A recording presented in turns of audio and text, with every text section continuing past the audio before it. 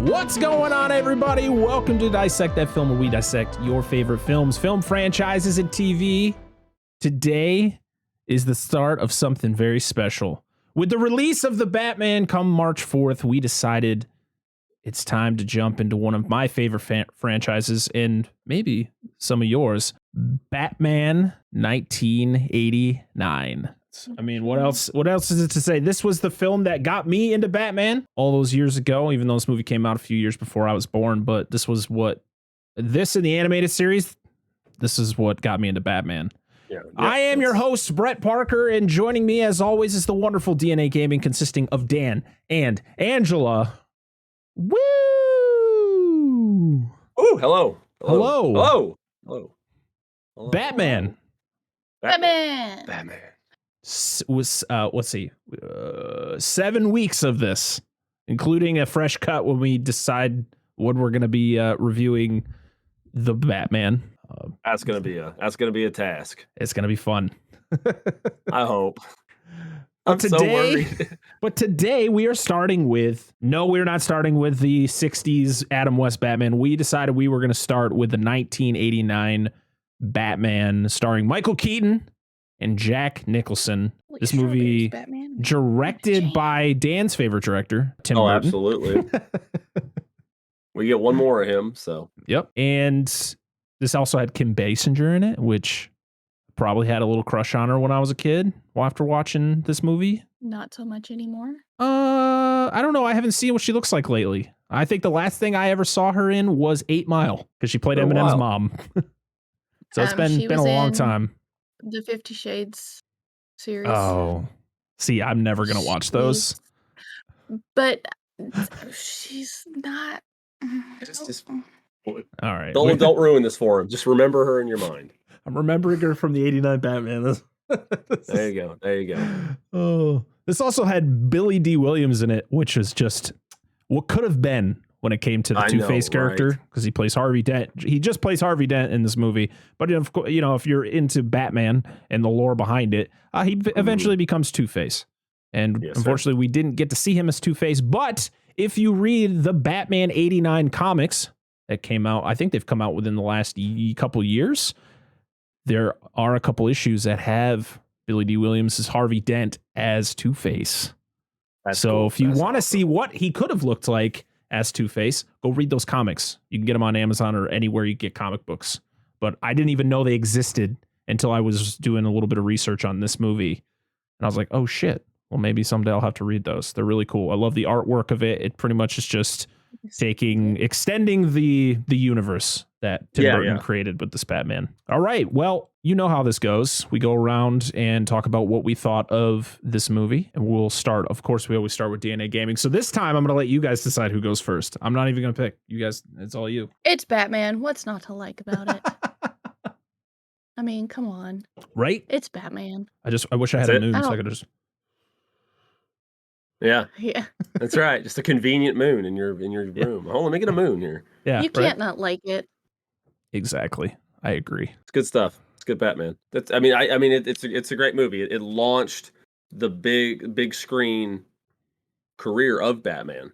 Right. I mean, I'm not going to count the other ones because those were kind of like, there was the little serials and stuff in like the 40s and probably into the 50s, and then the Adam West Batman, which was really just hey, we made this series, let's do a movie as well kind of thing, like a lot of shows do, or certain shows do. Yep. This one actually as a continuing, at least, if not connected, but just a continual series of Batman movies. So this was like the springboard or starting off point or jumping off point. But it was good. I will say one thing is, at this point with this movie being practically, it's almost 40 years now? 33. 33, yeah, it's getting up so much. 33. 89, dude. I know. Not that old. I know, it's younger than me, technically. There's some things that don't hold up compared to newer films, but not holding that against it, it is quite a good movie. Alfred will forever be my favorite. Right. Michael Gough. He was the GOAT of playing Alfred. I mean, he played Alfred in all 4 of the, pre-Dark, Knight trilogy films. And yeah, he's just the epitome of Alfred. He's great. I love him. Also, Pat Hingle playing Commissioner Gordon, also in all 4 of these early Batman movies. As and a weird thing that I noticed when I was watching this movie, Pat Hingle, who plays Commissioner Gordon, is missing his pinky on his right hand. The scene at the end when the Joker knocks the bell down the tower. Yeah. He goes up to the bell and starts pushing it, and I'm like, is he tucking his pinky into his hand? No, he's missing his pinky on his right hand. Oh, really? Yeah. Any idea why? I have no idea, because I just noticed it. Like, before I came down here and we started this, I was like, oh, I've seen this movie many times, never really realized that. But no, I do not have unless I could always look him up and then look at his trivia. I just thought it was an interesting observation that I had never noticed. Well, apparently he almost died. Oh, shit. And that's where he lost his little finger. Yeah. There we go. Look at that. We're finding new things out. It was during the run of JB. I don't know what that for. I don't know. That Hingle took an accidental plunge down an elevator shaft of his New York City apartment building, sustaining a near fatal injuries after a 54-foot fall. He was near death for 2 weeks and lost his little finger on his left hand. Yeah. Okay, so it was his left hand. It's hard to tell when you're watching a movie on which. No. I didn't notice. That's a good catch.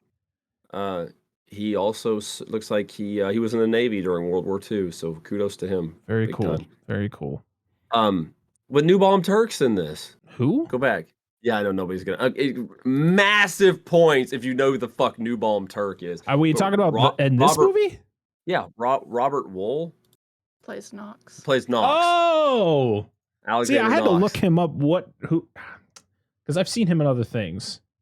Dude, I haven't seen him in anything in forever. He was in Good Morning Vietnam. That's what I saw. I remember him from. See, I always remember. Okay, so there was a comedy movie from what was it? It had to be like the late '80s, maybe. It had to be like late to mid '80s, called Hollywood Nights. And I always remember from that fucking movie because this character's name is New Bomb Turk. And he's great. Right there, 1980. Yeah, I remember him from Good Morning Vietnam, which actually came out 2 years before this movie. So that was his first fucking movie, too. Wild. That's good. Classic movie. He's great in this movie, by the way. He's just so energetic. At the beginning, I was like, dude, he's kind of an annoying piece of shit, but that's kind of how he is. But then as the movie went on, I was like, all right, he's coming into his own. I like his character. So, yeah, this movie debuted on June 19th, 1989 in LA, and then like 4 days later in the rest of the United States, June 23rd, 1989. Summer blockbuster, baby. Yeah. Summer blockbuster. This movie came in at a little over 2 hours. It was 126 minutes. Its budget was between $35 to $48 million, which in the 80s was quite a bit of money. But it grossed $411.6 million worldwide. Now, that could be from re-releases and all that, too. We have to put it's not just probably the initial release, but still, even if it made $100 to $200 million, it's still a huge success. I mean, this thing was marketed like crazy. I'm pretty sure it was for the sequel, but I remember the cups from McDonald's or Burger King or whatever. I always remember them fucking cups. Yeah, I know that. I think Returns did cups, and then I know Forever did because I had a bunch of the Forever glasses. Yeah, we had some of those too. Yeah. The marketing for the Batman movies in the 90s. Well, of course, this didn't come out in the 90s, but it's close enough. But all the movies that came out during that time, they were so well marketed. People were buying everything. Where's my fucking Jurassic Park cups? I want them back. Right? You got to go to Universal to get cool things that have Jurassic Park on it. And the Disney cups. Oh yeah, the Disney cups. Yeah, from that era. Yep. So I'm derailing the podcast talking about cup merchandise. Listen, this is how this goes, right? This is I know. That usually goes. Where my mind's at. We just make this big old circle. Yep. Tim Burton was hired to be the director in 1986, but Warner Brothers said the determination of you having the job when it gets to that point is how good Beetlejuice does. So Beetlejuice literally is the reason why he was still able to direct Batman, because it was, of course, Beetlejuice turned out to be successful. And they're like, all right, I guess we'll let you do it. And to be honest, I think he did a great job with something that originally was so campy and people really didn't take Batman seriously to this point. It was nice to see how dark it could possibly get. You know, like, ooh, I like this style Batman. Blame the 68 movie for that shit. Yeah. Because there were actually some of my favorite artist comic book writers was Denny O'Neil and Adams is his name. Something Adams. Can't think of it right now. But they were in the 60s trying to fix the problems that the TV show started. But because most people didn't read comics, it took the Burton movie to really start to bring that back for the general audience. I mean, even up until this movie, they were still trying to get those dark stories out when it came to Batman. Frank Miller with The Dark Knight Returns, and I don't know if Death in the Family was out before this or not.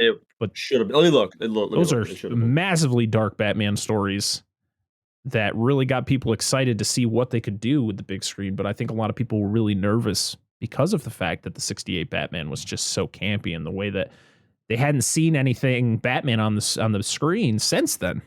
And 1988. They were like, okay, so that was right before. Also, Joker, The Killing Joke, or Batman, The Killing Joke, came out in the 80s. So they were pushing these really dark stories. And so Tim Burton, of course, being that style director who is very good at bringing in those the dark imagery and just the way everything looked. Even when it was daytime in this movie, and even in Batman Returns, it still seems dark. Yep. Like you never are like feeling, it's a nice sunny day. We're comfortable. Things are gonna happen. No, it always feels like you feel dirty all the time. Yeah. That was the exact same sensation I got when you started playing Elden Ring and you walked outside. It's a bright sunny day, but it doesn't feel sunny. Right. Like everything's got a dark tint to everything. Because you know you're going to die 7,000 times in that game. That too, but also it's literally like there's no like glare or God ray or bloom or anything. It's just this movie, of course, was written by Tim Burton and Sam Hamm, who he actually wrote some Batman comics. DC actually invited him to do that, and he wrote Never Cry Wolf and Monkey Bone. You remember Monkey Bone with Brendan Fraser? I've heard of it. I remember the advertisements, but he also wrote Batman Returns. But yeah, this was Tim Burton's thing, right? They put a lot of trust in this guy to change the image of Batman on the screen, and boy did he. He not only did he bring on like just the imagery being so dark, I love the look of Gotham City in in the original, the 4 90s movies. It looks so cool. As much as I love the Dark Knight trilogy, which is just superb filmmaking, it was a city. It was just it was Chicago, or it was New York redecorated to be Gotham City, where Tim Burton and then Joel Schumacher with the other two, they created its own thing. It was something so different. And of course, the animated series ended up doing the same thing. They took a lot of inspiration. Of course, the music for the animated series is pretty much Danny Elfman's score from Batman and Batman Returns. And a lot of the styling cues, the Gothic vibe, which looks Gothic great. Vibe, the Batmobile, just everything. Even though I like the animated Batmobile better than the Batman and Batman Returns. Yeah, you fucking do. Yeah, I do.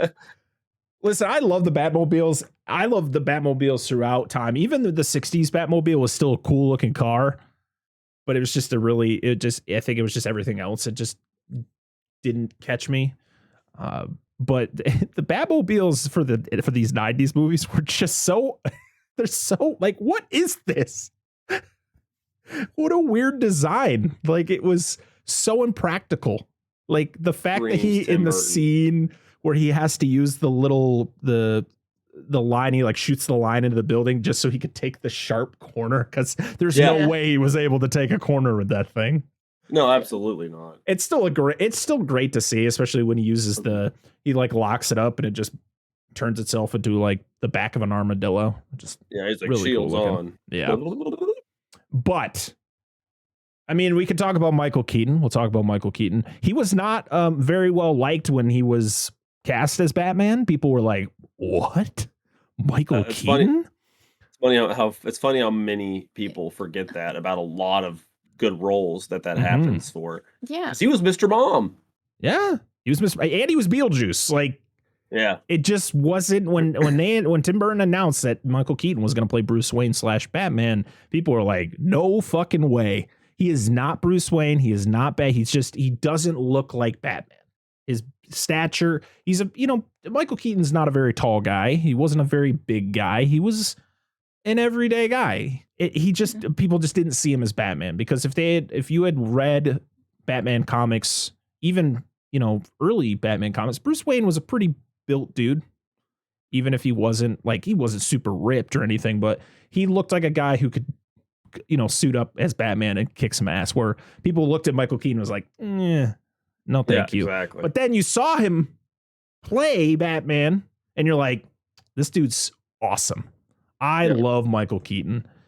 Is he my favorite Batman? Well, maybe. We'll see at the end of this, because we're going to do a lot of rankings through this next 7 weeks. We're going to rank we're going to rank the Batmans, the villains, the movies themselves, and maybe some other things that I think of while we're talking. Sounds like we're going to be busy. Yeah, we're going to be busy. These episodes are going to be fun. Not that our other episodes aren't fun, but this is going to be really fun. Everything else was shit before. Garbage. This is delete the channel. This is the start. We're starting over, everybody. Yep, absolutely. But as much as I love Michael Keaton, the true just savant of this movie was Jack Nicholson as the Joker. Oh, so fucking good. Just the energy he had, the way that he kind of flips between, when he's Jack Napier before he becomes the Joker. He's still crazy, but he's just a typical gangster. Then when he becomes the Joker, he becomes like that, like just absolute chaos. Just turns into straight up chaos, not giving a shit about anything. Yeah. And it's great. Jack Nicholson's just so good. And I also love the Joker. He's my favorite character in comics, period. Not just Batman, but any comic series. The Joker. I mean, I love the Joker. I have many Joker things back there. He's hanging out. Jack Nicholson was, my introduction into this character, and what a great introduction. As much as I think Cesar Romero did, a good job for what he was given for that situation, I think Jack Nicholson just knocked it out of the park. I think he channeled a little bit of Cesar Romero. Oh, definitely. You can definitely tell. I mean, to be honest, when I look back and I see clips of the original Batman show and I watch Cesar Romero be that campy Joker, I think that's probably one of the best parts of that show, was just the villains. It was more the villains than it was, Adam West, Batman, and Robin, of course. It was more the villains and the way that they were portrayed, they tried to rip them from the comics, but it just didn't work out as well as people wanted. So rough. But boy, it's rough McGruff. Jack Nicholson is just so good in this role. Yes, he is. And to be honest, as good as he is, he's still not my favorite Joker. No, not for me. He's not. But he's damn close. He's damn close. Kim Basinger, Vicki Vale. Was she a comic character before this movie? Okay. Yes, sir. Yes, sir. I know that she was in the games too. I know she was in one of the games, one of the Arkham games. I think she was, yeah. Oh, yeah. We got, Pat Hingle as Commissioner Gordon, who is just, I think he's the campiest character in this movie. He's just the way that he acts. Like, he goes from he's at the Wayne party, all in his like tux and stuff. And then he gets gets told about Napier and his gang going to the chemicals plant and doing what they're doing. And he just walks in through the door of the chemical plant in front of all of his officers, still in his outfit from the why are you in front of everybody? You don't have a gun. It's just, he's just so great. And he just gets better and better as these films go along. He just gets campier and campier. And it's great, to be honest. We talked about Billy Dee Williams playing Harvey Dent. He would later be recast, of course, with Tommy Lee Jones in Batman Forever when they decided to actually bring Two-Face to the screen. Whoops. Yeah, I figured with him being in this movie that they would have maybe put him in Batman Returns, but I feel they already had the idea of having the Penguin and Catwoman and stuff. They just didn't want to overload it with villains. Spider-Man 3. Well, don't forget that No Way Home did the same thing. Yeah, but people expected it. It was just don't make excuses. People knew what they were getting with No Way Home. All right. At that point, it was a given. And people were expecting a good Venom, not Topher Grace. Michael Gough playing Alfred. I don't know if that's how you pronounce his last name. Just that looks like how I read it. Yeah. He would, of course, he's Alfred in all 4 of the 90s Batmans, but also, did you know he was in Sleepy Hollow? Who was he in Sleepy Hollow? I don't remember his name, but he was the very old man who was like part of like the old man group of that town. I didn't realize that. Yeah, I think it was his last role before he passed. He had a few more. He was in Corpse Bride. Oh, okay. Yeah, Corpse Bride and Alice in Wonderland. Yeah. Oh, wow. Huh. Yep. Interesting. So he passed. That was only voice work. His last on screen. Yeah, he did the voice of. Wait. Okay. Hang on. Katarina's Nightmare. Yeah, I think The Strange Case of is the last. The Sleepy Hollow and another movie came out at the exact same time. I think it was his last on screen. Oh, okay. On screen appearance. And last but not least, we can't talk about great actors without talking about Jack Palance, who was huge back in the 50s and 60s. He did a lot of Westerns, but a lot of people might know him from the movie City Slickers. I don't know if you've ever seen City Slickers with Billy Crystal and Daniel Stern from Home Alone. I have not. It's a great movie. I highly recommend it if you've never seen it. But Jack Palance, he plays like that old gruff cowboy who's trying to help these two. It's called City Slickers. These 2 city guys come in and they have to herd cows from one ranch to another. But of course, it's got Billy Crystal and Daniel Stern, so there's a lot of comedy in it. It's a very enjoyable movie. I remember the advertisements for that. Yeah, I think there was 2 of them. Huh.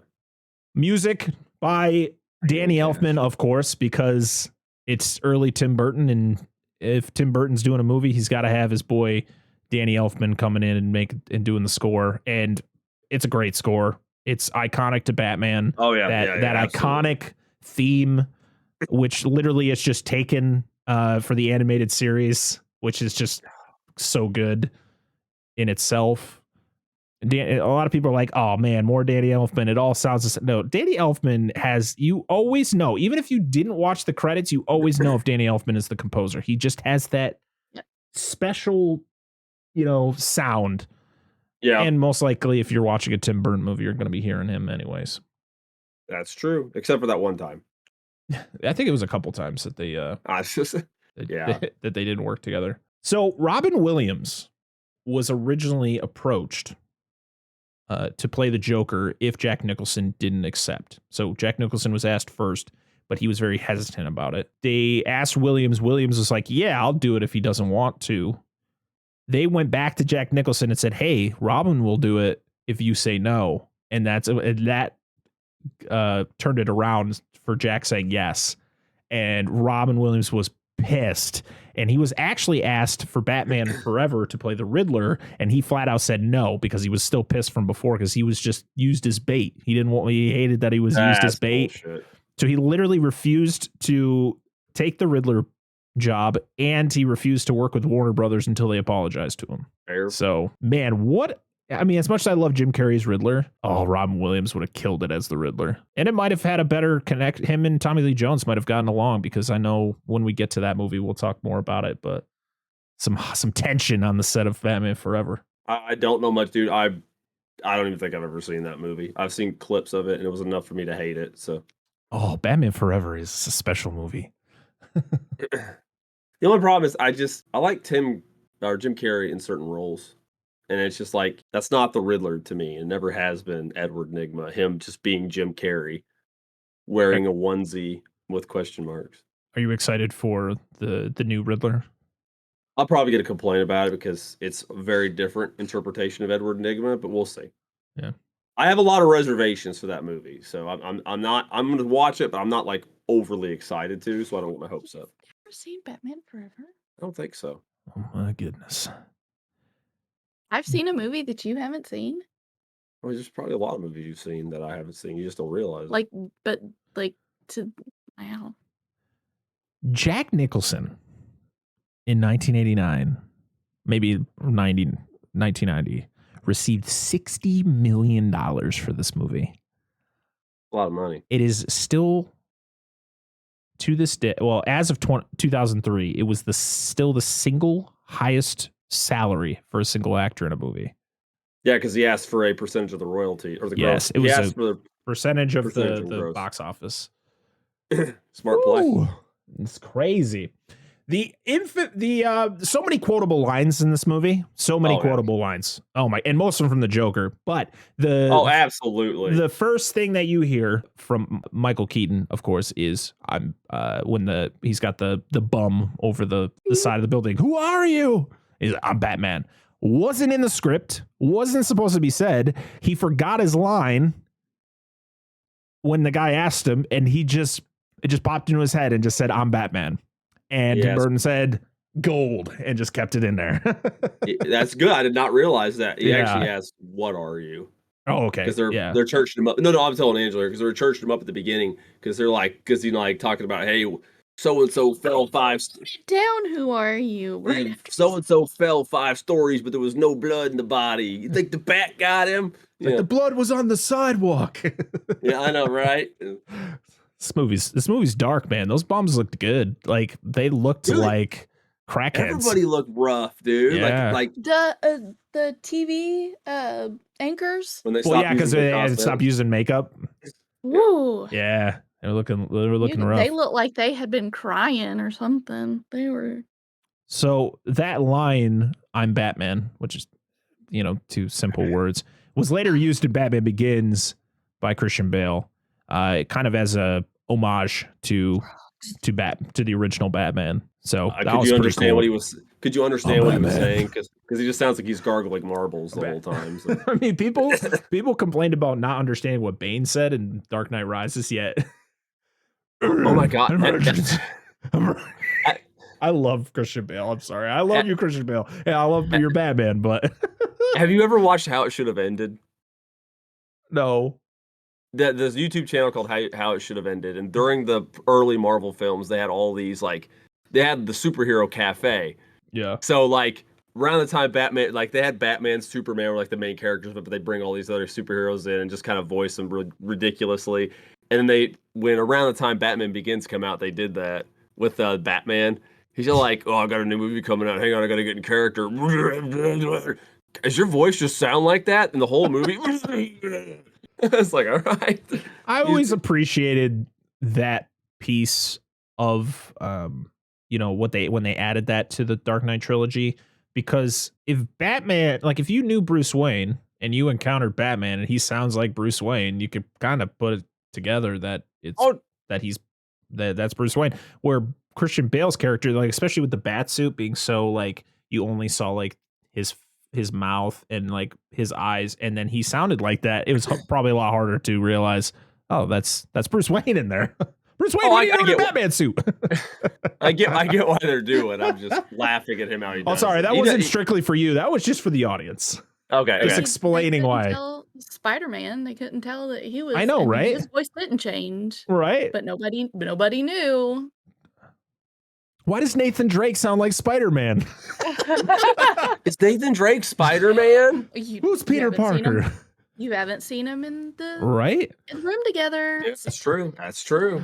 Oh, we can't forget to shout out Prince for partially writing this amazing soundtrack, because every song that's in this movie, other than Danny Elfman's score, is Prince. Yeah, we don't care. But maybe the audience does. I don't give 2 shits about Prince. Prince, what happened?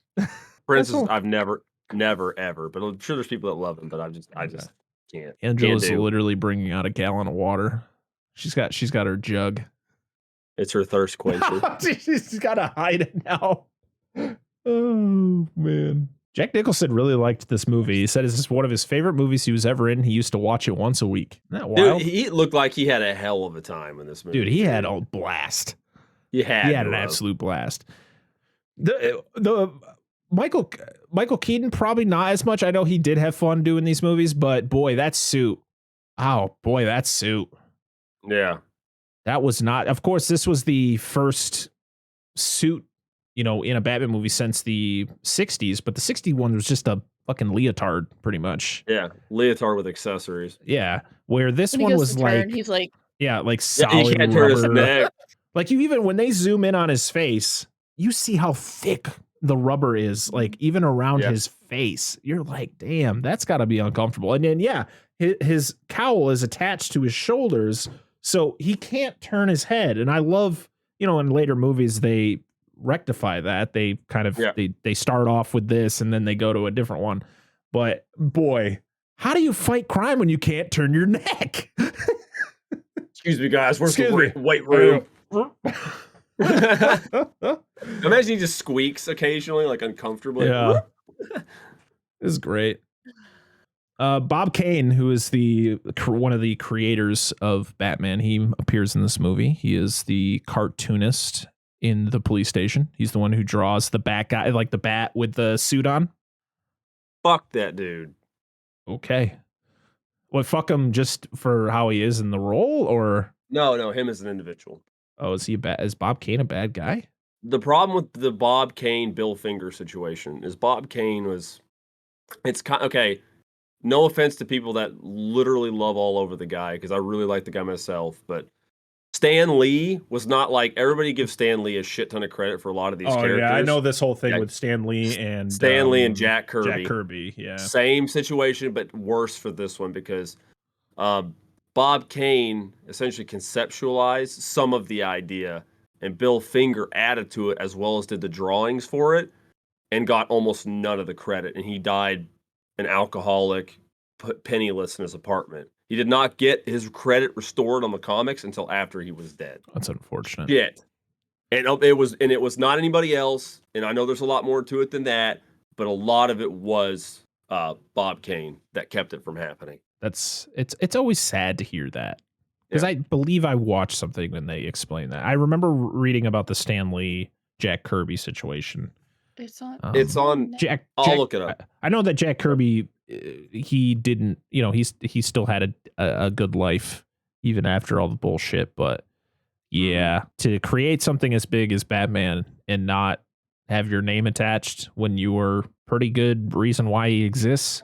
Yeah, it's unfortunate. I think it's still on some social media, looks like it's on Hulu. It's called Batman and Bill. If you guys want to know about the story, it came out in 2017. I think what's his name? Kevin Smith had something to do with it. Oh, but it's a really good it's a really good documentary. It tells you a lot about the situation, about what was going on behind the scenes with a lot of these productions, specifically what we're talking about today. So there's a lot of cool stuff. Same thing happened with Superman. So but it was DC that did it to the folks that made the Schuster and Siegel. Yes.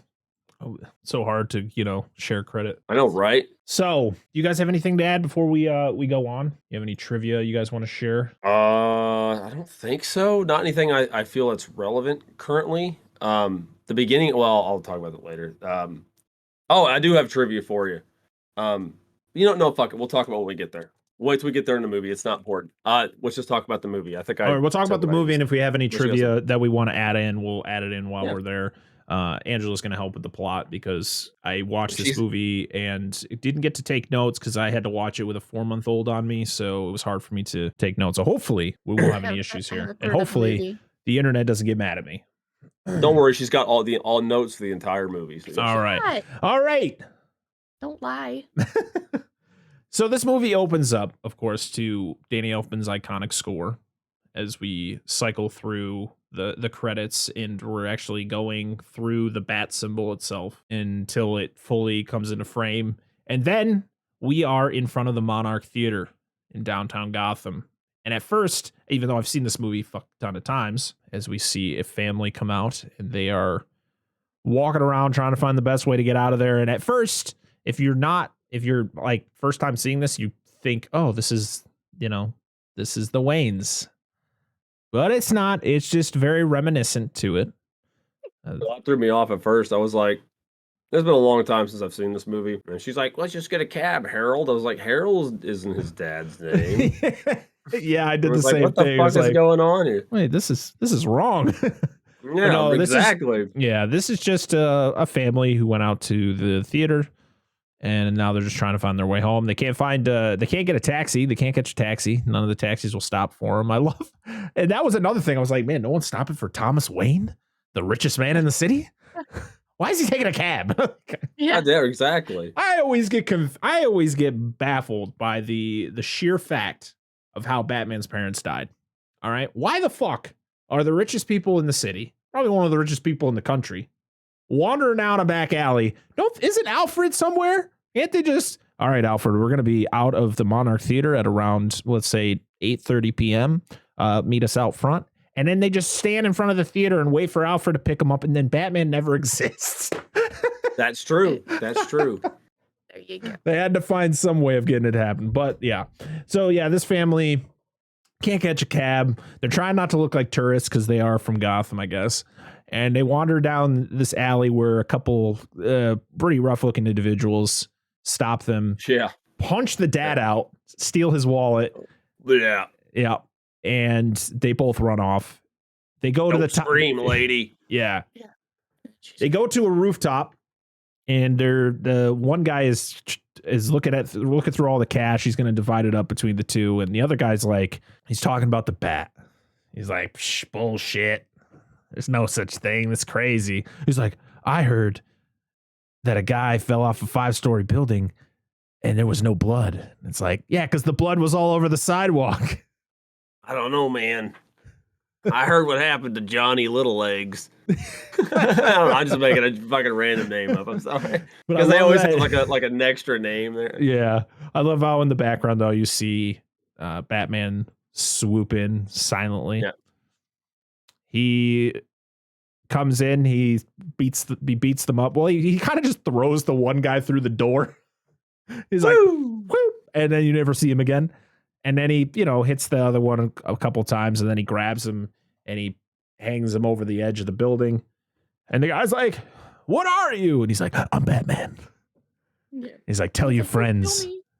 Tell your friends about me. Yeah. Which is good. And then he throws him, and then he throws him onto the roof and disappears. And he goes, he jumps off the edge of the roof, and he goes to look, and he's gone. He's like, it is the bat. We then cut to, I believe we cut to the commissioner and the mayor, right? At the ball. It was like the banquet thing. Yeah, they're talking about how Harvey Dent's coming in. He's going to stop all this crime. He's going to clean up these streets. Harvey Dent, played by Dee Williams. Mm-hmm. Again, what could have been? He comes in. He's typical Harvey Dent. He's just talking about how his plans on trying to change Gotham, but in reality, in this movie, he doesn't do anything. No, not really. No, he does nothing. He gambles a little bit. That's about the extent of Harvey Dent in this movie. We move on to either we move on to Jack Napier, right? Or no, they get a call. It on TV. Yeah, he's watching it. And his girl. He's with the girl, but it's not his girl. It's his boss's girl. Yeah. He works for Carl Grissom, who is like the big bad gangster of Gotham City. He runs the city pretty much. And Jack Napier is his right-hand man pretty much. Mm-hmm. He's just very reliable. And I love how he's just so confident with, he pretty much is sleeping with the boss's girl. And he's like, he doesn't know. He's never going to know. But then he knows, Jack. But then he knows. So we then go to we're going to the alleyway, right, where the bums were found. Yeah. Mm-hmm. They go in there, and we get an appearance from a guy who I completely forgot if it was, who was the one who was partners with Gordon in like the early years. He was also in Gotham, the show. I can't remember what the cop's name was, but in this one it's Eckhart. Yeah. weren't you talking about? Well, I was talking about. I thought Eckhart here may have been the inspiration for is it Detective Officer Bullock from the animated series. Bullock. That's But what I was hold thinking on, of. Yeah. but Bullock was originally, to my knowledge, created for the animated Okay. series. So that's why this one So, wasn't. This was different. but I'm 'Cause just I wondering if always he was thought it was based on Bullock. this guy. Probably. Yeah. He looks pretty similar to the character design from the animated series. Yeah, and similar demeanor, except he's not. He's not. Bullock never, to my knowledge, never worked for like the mafia or anything like that. He was just thick-headed and kind of lazy. So Yeah. And if somebody paid him enough money, he would do something for him. probably, but So yeah, we're in the alleyway where the cops are all there and Eckhart's there, and we meet Knox, he works for the Gotham Gazette or Gotham Times or whatever the paper's called in Gotham. I think it's the Gazette. I think you're right or something. And he's coming to talk about the Batman. Goes up to Eckhart. Dude, it definitely sounds like everything that Eckhart says is 80 yard. It does not sound like he's actually saying anything in this scene. It sounds so bad. It's just I concur. It's like somebody was standing behind him and just press play on a recorder. Just trying to hide. This guy's a big guy, so it wouldn't be hard. He's pretty much not a fat joke. What are you doing, man? Carry on. Well, now that you just put it out there to the world, he was a big guy. He was. It's true. Fair play. So yeah, Knox goes up and asks him about the Batman. He's like, you don't know what you're talking about. You're crazy, type deal. And then one of the bums gets dragged out, and he's just like, it was a guy, it was a bat, it was a giant bat. And he's like, okay. Don't publish any of that stuff, Knox, or you'll ruin your already shit reputation. Yep. Something along those lines. Yeah, you were close enough. Eckhart then is venturing. I think he was going to go light a cigarette, and then he notices a gentleman leaning up against his car, and then you find out it's Jack Napier and his Bob the Goon. I love how that's his name. Bob the Goon. Bob the Goon. They are there to pay Eckhart for his services, but also, Eckhart tries to be a tough guy, and he's just like, I work for Grissom, and you're never going to be like him. No one's going to respect you. And he's just like, okay, guy, we'll see about that. And then, he goes off. We then go to a fundraiser at the Waynes, right? Or no. We go back to the newspaper where Knox goes in. That's where you see Bob Kane as the cartoonist. Everybody's giving Knox shit because of the Batman whole thing of him being so obsessed with the Batman. And there's a woman sitting at his desk, and I just love how he walks up. He's like, hello, legs. Of course. Yep, walks up, and it's Vicki Vale. Yep. She is a very famous photographer. She did some good shots over in, what was the fight? It was like some conflict that was like in the time. It was like in Time magazine or something like that, or something of the same vein. And she's interested in the bat. And at first Knox thinks that she's making fun of him, but no, she really wants to dig into this Batman story. And in order to figure this out, they need to go to the Wayne Ball, or whatever the ball is that Bruce Wayne is holding at his mansion. Because they think Gordon has a file on the bat, but they can't get a hold of him. Yes. And of course, they know that Gordon is going to be there along with everybody who is big in Gotham at that moment. So they get some invitations and they go. They get there, and Bruce, or I like how Vicki is, she walks up to Bruce, or she knocks him on the shoulder. She's like, excuse me, do you know where Bruce Wayne is? And he's like, or do you know who Bruce Wayne is? He's like, no, I don't, unfortunately. And she's like, oh, thanks. And then walks away. And he becomes infatuated with her. Knox is right then and there. Yep. That's how it goes. Bruce Wayne is just he's a horny bachelor who beats the shit out of people. That's how he gets his sexual frustration out. It has to be. All the Batman nerds out there are like, shut the fuck up. It's true. He's almost as bad as Matt Murdock. I mean, but unfortunately, Matt Murdock can't see. It's even worse. But he bones every woman and tells every single one of them his ID. He's like, dude, you are a fucking, or secret identity. Like, you are a fucking idiot, Matt. I mean, Bruce Wayne beats up Catwoman and then sleeps with her. And Talia al Ghul. Yeah. And she had a kid with her. Yeah. Boy, he loves the dangerous ones. Those are the ones he really gets into. Especially Talia al Ghul. Oof. Yeah, right? Pain fetish, bro. Knox is bothering Gordon at the craps table. I love how he's playing craps. And it's funny because Knox goes up and he starts asking him a question and Gordon answers it. Like, instead of just going, I'm not answering any question right now, I'm gambling. Yeah. Yeah, right. And then, of course, he always leads off with like a flattering comment. Like, oh, hey, nice suit. And then like goes right into questions. Yeah. Fucking sleaze. We then, while all this is happening, we cut back to Grissom's like penthouse where he is having a meeting with all of his top guys. And he needs to come up with a plan on how he's going to like get the cops off his tail, because the cops are like right on him. Their main objective is to get Grissom off the streets and to end the crime wave here in Gotham. And Jack goes, well, why don't we go to Ace or is it Axis Chemicals in this movie? It's Ace Chemicals in the comics and in future stuff, so it gets confusing. Axis Chemicals is what it's called in this movie.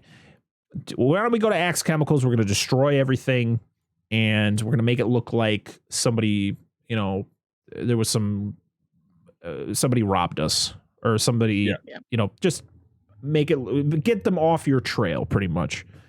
And Grissom's like, great idea, Jack.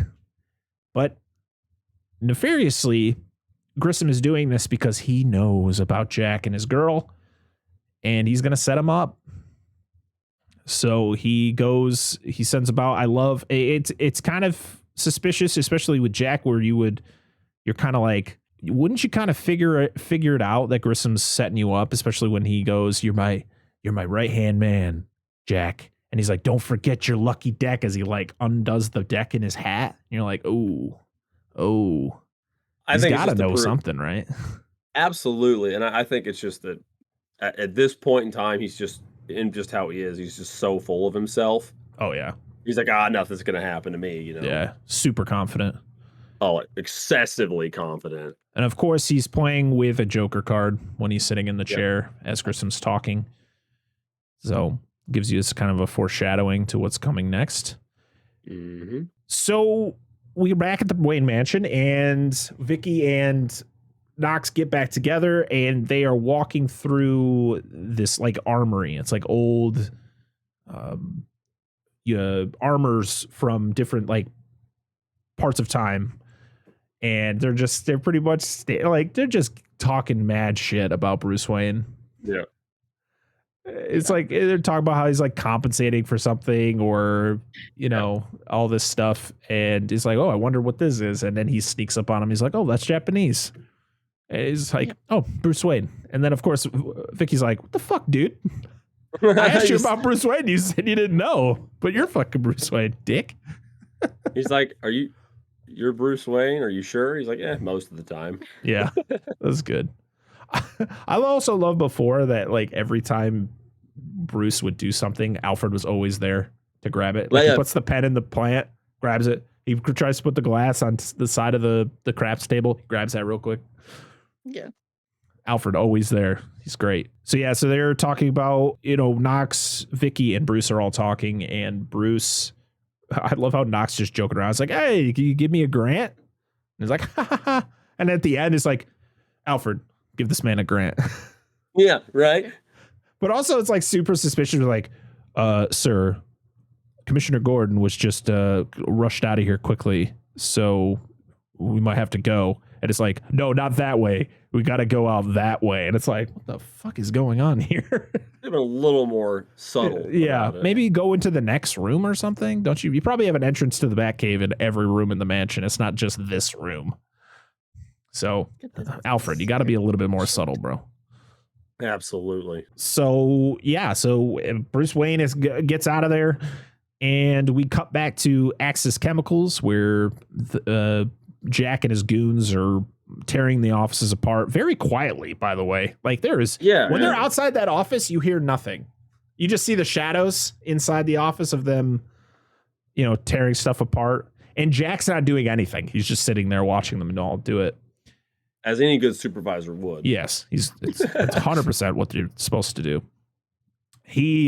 Of course, they are trying to break into the safe and steal whatever's in there, but unfortunately, nothing's in there. So once this happens, Jack's like, "We got rats, boys." And that's when we then go down to the bottom level of this chemical plant, and Commissioner Gordon is just going in there, full guns blazing with no guns. He's just marching in front of all of his men who have the weapons. Yeah. And then he finds Eckhart, because Eckhart's the one who called it in. And he tells Eckhart, he's like, "What the hell's going on here?" And he's like, "You're going to blow my cover." It's like, I think they already know you're here. Yeah. Especially since Jack knows that he's been made. He then takes the bullhorn and announces who he is. "This is Commissioner Gordon. We want Jack Napier alive." Yeah, because Eckhart just said shoot to kill for shoot. Yeah, it's great. Great police practices there. Just Absolutely. Shoot to kill. Yeah. I mean, this is all orders from Grissom, so that's the reason why he does it. So Eckhart then slithers away like the slime ball he is. Gordon just stands there as everybody pans out and gets ready for a shootout. Jack and his goons, they come down. They started, everything gets shot. Freaking chemicals getting sprayed everywhere. Jack's running around with an axe hitting. I'm like, oh my God, it's The Shining all over again. Yeah. Victor's Come here, Wendy. Yep. Yeah. I'm not gonna kill you. I'm just gonna beat your fucking head in. That's right. That's right. Victor's That's like, fucking line of that movie. "Wait, is that Jack?" And I'm like, "Well, his name is Jack." Yeah. He's like, "This is the wrong movie." It's played by Jack, and he plays Jack in another movie. Yeah, he plays Jack Torrance in The Shining. He plays Jack Napier in this, and his name is Jack Nicholson. God, he just, in his comments, he's like, most of my characters need to be named Jack.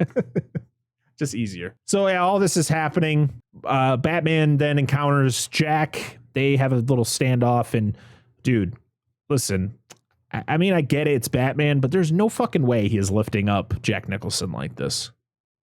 Dude, I just love the surprise face on Jack's like, holy shit.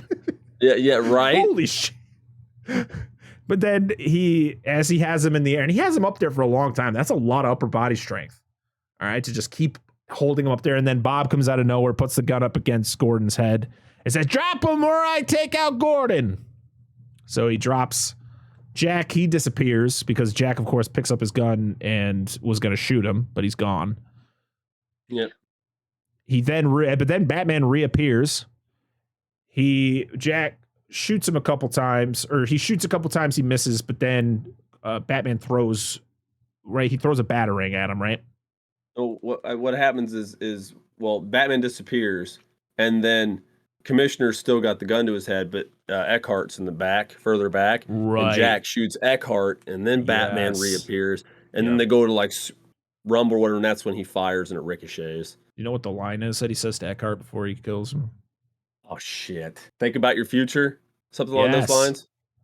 Hey Eckhart, you should think about your future. Because that's what he told him earlier in the movie. Yep. It's all about coming back. I'm pulling up all the lines here. The saucy quotes. Yes, so many. So many. You ever dance with the devil in the middle? Oh, best, or don't rub another man's rhubarb. Yes. Yes. I was like, what? What a fucking line. I can guarantee those were all ad-libbed by Jack Nicholson. I get what he's getting at with that line, but that's just an interesting choice of words to string together for that analogy, euphemism, whatever. Oh, man. The pen is truly mightier than the sword. Yeah. We'll get to that part. So Batman reappears after Jack shoots Eckhart. He throws something at him. I think it's a batarang. It slices his face. He's holding his face. So we kind of understand the scarring. And I thought his bullet ricochets. That's it. Yes. And it goes through. Batman pulls up a thing and it bounces off of his like the thing on his wrist. Yeah, he had like a bracelet or something. I guess he borrowed that from Wonder Woman. He's like, bing! Absolutely. And ricochets off of something. It hits Jack in the face. He's holding his face. He topples over the side of the railing. Batman grabs him, is holding on to him, trying to pull him back up, but unfortunately he slips out and falls into the vat of acids. This is a direct reference to the Killing Joke. This is how the Joker becomes the Joker in that story. So they just took it, twisted it a little bit, and that's how he becomes the Joker in this one as well. He falls into a vat of green jello. Is that what it really was? No, I don't know what it was. I wouldn't want it. That sounds terrifying. You try to swim in almost jello? looked like green ketchup. It looks like the slime that they drop on people in Nickelodeon shows.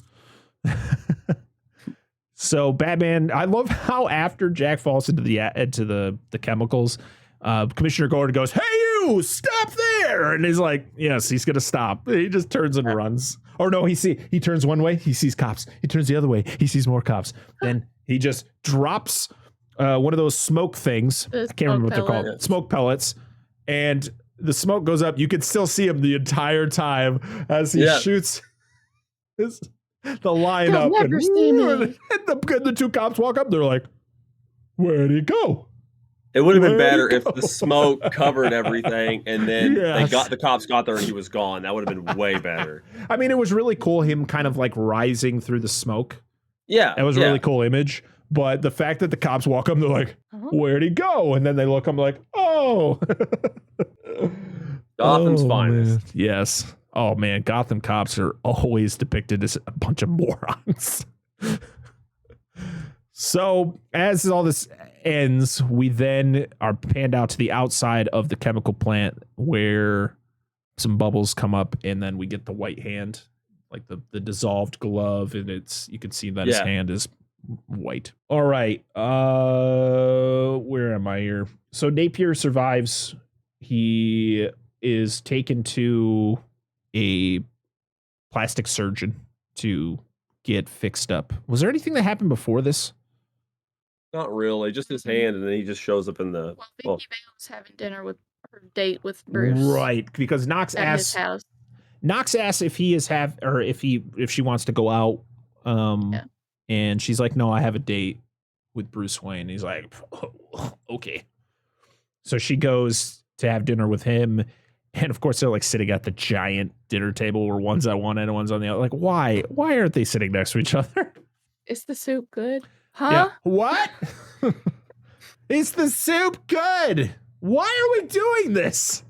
Yeah, exactly. Can you not sit any closer? Yeah, and then they end up eating in the kitchen, and they're hanging out with Alfred. They got a cool story. I like this little scene of it's great Alfred telling a story about young Bruce and all that. Then he goes to bed. Alfred's great.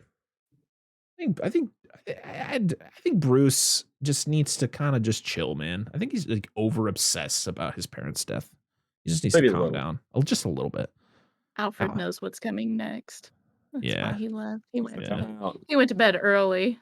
Don't make too much of a mess on the sheets, Bruce. Yep. Bruce and Vicki, they're going upstairs. Vicki she's pretty drunk. Bruce isn't drunk because he doesn't drink, even though he lies. He says that one drink would get him would get him flying. Yes. The only reason he doesn't drink is because he can't be drunk as Batman. I mean, he could, but it wouldn't be good. No, not at all. So is this bad on Bruce Wayne for taking advantage of a drunk Vicki Vale? I mean, she kind of knows about it the next day and doesn't make a big deal about it. So I don't know. Just kind of seems like a weird thing. Like he knows she's drunk and yet they still sleep together. But she talks about it later. So Bruce, that's just not cool, bro. We then go to this really sketchy plastic surgeon. Super sketch. And he's like, see all the tools on his table? Like, what are you using that for?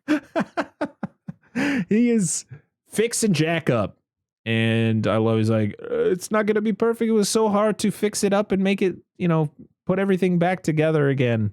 And with the nerve damage. With all the nerve damage, we couldn't get you to look the same. So he takes off the bandages and he takes the mirror out and he punches it after he looks at himself because he starts laughing hysterically. We then go back to Grissom's penthouse where he is chilling with his really silky robe on.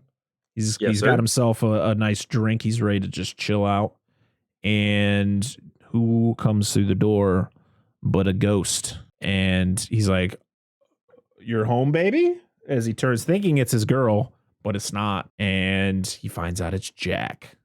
But he says, I'm not Jack anymore. Jack is dead. You can call me Joker, which is great. You know what's not great about that, in my opinion? Not the scene. The scene's great. Joker was his name was never originally Jack Napier. No, this was created for the movie. Yes. Yeah. In later adaptations, it has been used as his alleged original ID, but I don't think there's ever been a conclusive, like in the comics, like this is who he was before. No. There's been some interpretations, like graphic novel offshoots, one-offs, like Joker, which inspired the film Joker with Joaquin Phoenix, the actual graphic novel, just called Joker. Oh, I have that one. That one is very reminiscent to Heath Ledger's Joker with the way he looks and acts. It's a fucked up graphic novel. If anyone's ever read it, it's so messed up. So the whole thing was, he said, so he says, Jack is dead. You can call me Joker. And as you can see, I'm a lot happier. And then he shoots Grissom, and then he does a couple more where he's like twirling around. He like shoots him, and he spins around and does it behind his back, and does it between his legs. Gotta have fun with it, dude. It's so fun, man. What a great time he has. And then he sits down to look at the newspaper that talks about Batman, and that's when he says, but he pretty much is gonna come up with a plan to expose the Batman and take over the city. He's gonna cause a lot of chaos. So we then go to, I think it's a board meeting, right, where Joker is meeting with all of the other higher ups of the city, all the big time gangsters of the city. Of course, he has his makeup. He puts makeup on so people don't see what he actually looks like. So we just look at it like, what's that? What do you got? What's up with that stupid grin on your face? He's like, I'm just a lot happier now. Yeah. And he walks up to the guy at the end. I think his name was like Antoine. Something like that. And he talks about like the plan, the plan that he has. Rotelli. Like, yes, that's Rotelli. Rotelli. Yeah. And he's like, do we have an understanding? Do we agree? And they go to shake hands, and he's got a buzzer that is just so ridiculous. Yeah. It's so ridiculous. His head eventually glows orange, and then he just turns into fucking skeleton. A little hot under the collar over here. Got ourselves a firecracker. That's so good. Boy, it's so good. You're crazy. Haven't you ever heard of the healing power of laughter? That scene is so and that's good. That's when he wipes away his brow to show the white skin underneath. That's so good, dude. It's little shit. It's little stuff like that we talk about movies. It just makes the scenes. He then talks to the corpse. Yeah. Yeah, he has a conversation with it. Yeah. And he like tightens up the tie. Yeah. And Bob's always there. Bob is just there all the time. Yep. Bob the good old Bob. Until he's not in the most unceremonious way. Oh man. All right, where are we at here? This. I don't know, your notes stop, don't they? That's where my notes stop.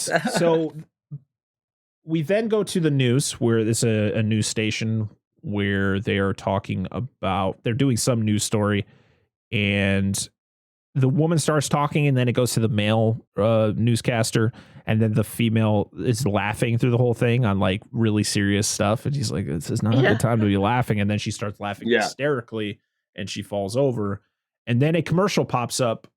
Oh no, they were talking about two dead models. Dead models with the creepy smiles on their face. And then it cuts to a commercial that the Joker's doing for the Smile. This is called Smilex. Yep, Smilex. Where, Smile by Joker. Yes, right. Well, he doesn't look very happy. It's because he was using Brand X.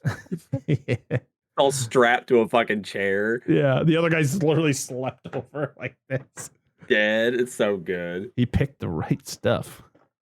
Smile by Joker. Do you know that the two like cutouts, the models that were the dead models that they were talking about? Yeah. So of course, we find out the news anchor is dead because she laughs so hard she gets the permanent smile on her face. And they determine that the hygiene products are probably laced with the Smilex, so no one can So no one should use them because you could die. And so they show another newscast where the newscasters are not wearing makeup, or like one dude's got some massive zits all over his face. Yeah. Like, bro, I understand. Like, you can still wash your face, like use some soap or something, bro. Like, you don't have to just not use anything. Like, there are times, there might be like a few days where I don't wash my face like to that extent, and I'm not getting these giant mounds of fucking acne on my nose. Listen, I know people have it rough with acne, but that seems a little crazy. So Bruce, the next morning they wake up, and of course Bruce comes up with an excuse to not see Vicki because he's got to go do his thing, which is he's going to go to where his parents died, put some roses down in the middle of this alleyway. No one's going to step on it or anything. And Vicki, of course, is following him. And then they go to a press conference that's being held in front of City Hall, and it's all the gangsters. It's all the big time gangsters like, Yep. So Grissom left, and they left all the businesses to us. We're going to run. I was like, that seems a little crazy. And Bruce Wayne's in the back, and you got all the mimes walking around. Yeah, the mimes start showing up. I was like, mimes? Yeah. I love like the side eye that Bruce gives them as they're walking by. I'm like, the fuck is this?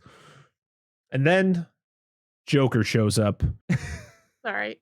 It's our cat. The cat? I thought it was a kid. Eyes are huge, just staring into oblivion without moving. I'm like, I have no idea what he's looking at. Is that one of those moments where cats see ghosts that we know? Probably 100%. So forever.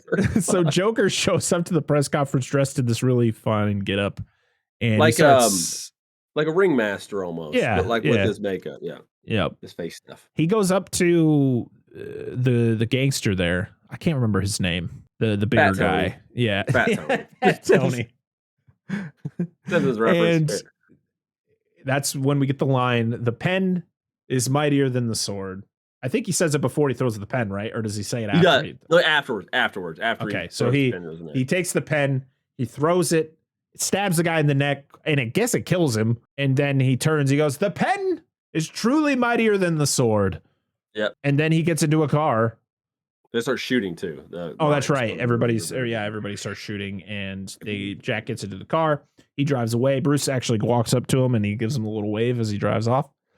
Hey, Bruce gets shot. Yeah, he gets shot. Yeah. Oh, yeah. Bruce gets shot in the fucking shoulder and doesn't flinch. Just takes it. He's like, I'm good.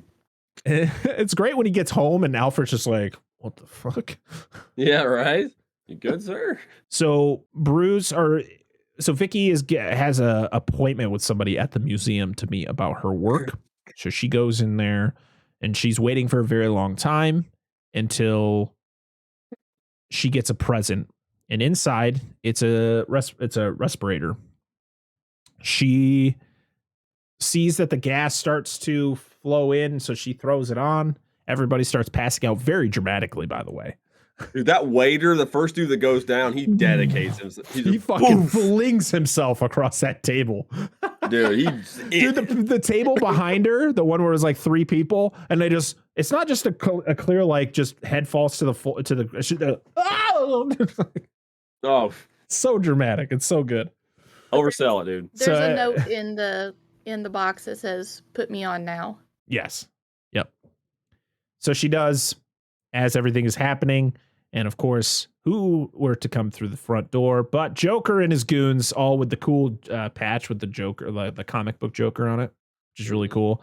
And we get a Prince song as they dance around and they start redecorating the museum. And I like they put their own little taste on all the paintings, slathering paint on it and all that. And I love when he walks up to George Washington and he points and he just goes, $1 bill. Yeah. His reaction to that is so great. I was going to mention that when we get to that scene, but she's like, what do you want? And he just thinks, my face on the $1 bill. Like literally that much time to think about it. It's just the most random fucking thing anybody could say. And it's just delivered so well. It's so good.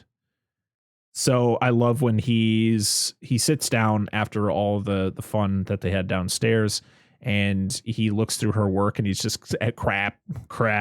Then he sees like the pictures of dead bodies and he's like, oh, these are good. This is art. And then she's getting scared. She doesn't know what's going to happen. So she gets up, he gets up, he squirts her with his little flower. It's acid in there.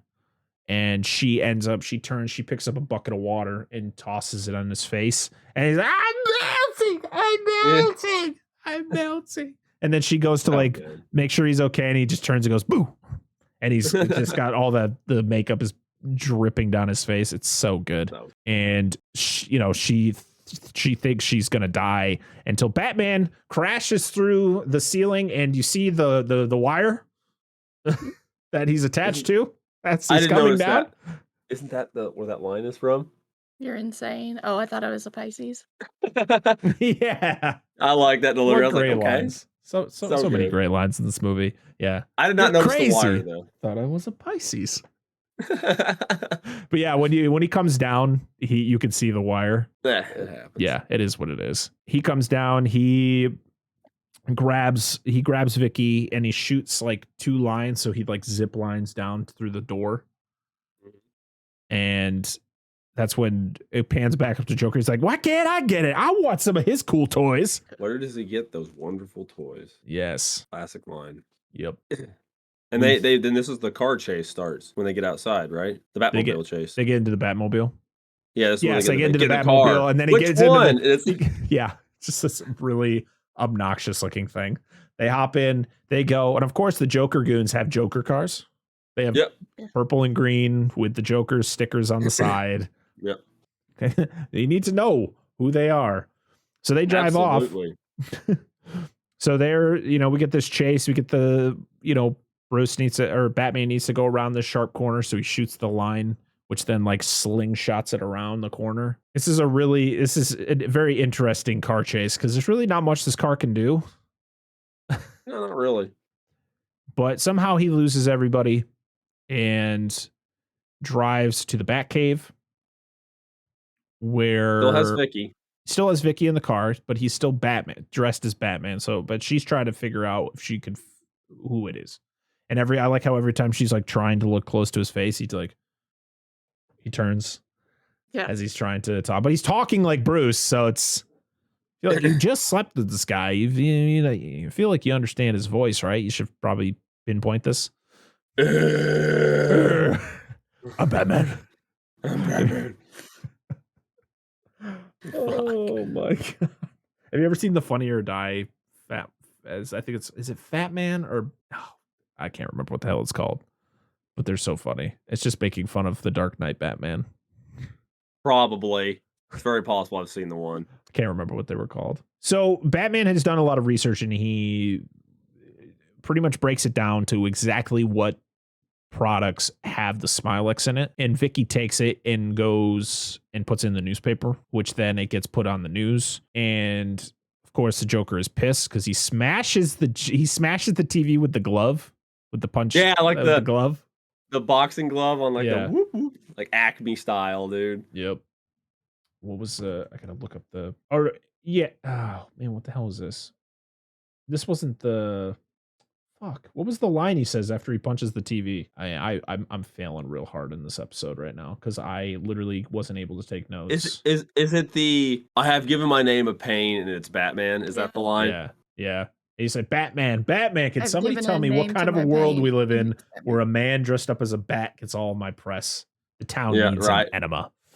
Yes, thank you. That's what it is. Yep. So where are we here?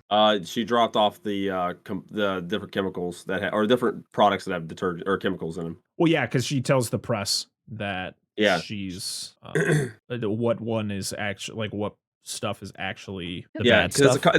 It's one it's actually they have to be combined. So it's not as traceable. It's like the separate ingredients, but when they combine together. Isn't this where he's like, there's one thing I want, and then she wakes up in her It's the rape scene. Whoa, what? No, okay. We left out some stuff. After they do the car chase, there's the fight. She wakes up like face down in the back of like on the end of her bed. Yeah, because there's the fight and she takes pictures with her camera and she stuffs some of the film down her shirt. It's like, there's something else I want for you. And Batman's like, well, alcohol isn't as fast as chloroform, and he gasses her. She wakes up and she's like, oh, he took the film. No. She grabs her boob. Yeah, she literally grabs her boob and goes, oh, he took the film. I was very confused at that part. I was like, okay. Hey, we're just connecting to the dots to what you said earlier. Yep. Oh, no, you're not wrong. You're not wrong. So, of course, Alfred pretty much convinces Bruce to tell Vicki who he is because Alfred really likes her. Bruce clearly really likes her. So it's probably best that she knows who you are. You be with her for like 2-3 weeks tops. And then you just tell her all your stuff that could easily be ruined if she spilled it to the press. They had one date. They slept together and once, two beddings. Two beddings. Jesus Christ. So he goes to her apartment.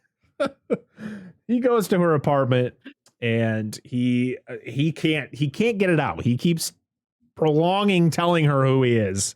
He's trying to over-explain. He just can't think of the best way. Yeah, do you know, like, if it's crazy. The doorbell rings a couple times. She gets up, and then when she gets up, he just goes, "I'm Batman." He's trying to get it to come out. And of course, who is there but the Joker? He's there. He shows up, and of course, with his quirky lines, he's like, I missed you before. Like, we were having such a good time until the bat showed up and ruined everything. And as everything's going on, he tells her about how Alicia, she jumped out the window. So he has her broken ceramic mask that she was wearing. Oh, we didn't talk about that. When they're at the museum and the Joker's talking to Vicki, he tells her about the experiment, and it's Alicia. She's wearing that porcelain mask, and she takes it off, and it's like burns on the side of her face. Yeah. And she's miserable, or she just looks like she's already dead. You know what they say, you can't make an omelet without cracking a few eggs. Yes. And that's when he punches the mask, shattering it. Bruce then comes out and, he does a whole story to the Joker, about a guy who's violent. And he's like, "Oh, I like this guy already." Oh, I like that when he sees Bruce, he's like, "Oh, another rooster in the hen house." Yeah, right there. You don't, yeah. Take thy beat from out of my heart. I actually don't like this scene. No, like the way that Bruce is, the way that Bruce acts, flips out. I was like, this is really out of character. Like, I don't care for this. Stop being Beetlejuice for a moment. He literally, that's what he turned into. Like, he smashes the vase with the thing, and he's like, "You want to get nuts? Let's get nuts." And yeah, like, that's what I thought. I was like, that? Michael, chill out. You already did that movie. Yeah. And then he gets knocked out, and that's when we get one of the. Or no, yes, he gets shot, and he falls into Bruce, and that's when Joker leans over and goes, never rub another man's rhubarb." Yes, absolutely. Boy.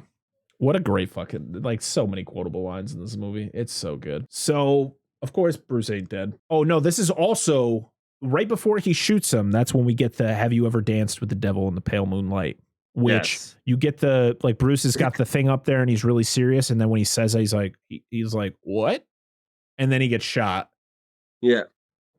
Which he's like, I don't know. It's just something I say to my prey. Yes. It's like, I like the sound of it. And then he shoots him. So we find out that Bruce survives because he's got the tray underneath that stopped the bullet. Mm-hmm. And he escapes while the Joker is, continuing to talk, because the Joker is always talking in this movie. He is rarely not talking. It's pretty crazy. Of course, we go back to Wayne Manor, and Bruce is overthinking about his parents. Just, did you get that file? So sad. Yes, did you get that file? And that's when he has the flashback of the night his parents were killed, because we meet his mom's got the pearls getting ripped off her neck. Thomas goes to confront the guy, and then he gets shot, and then the guy you got a guy in the shadows, and that's when he says that line, "Have you ever danced with the devil in the pale moonlight?" And then he comes into frame, and it's young Jack, who, to be honest, this guy didn't really look very similar to Jack Nicholson. But okay, he's there. Fun fact. Okay.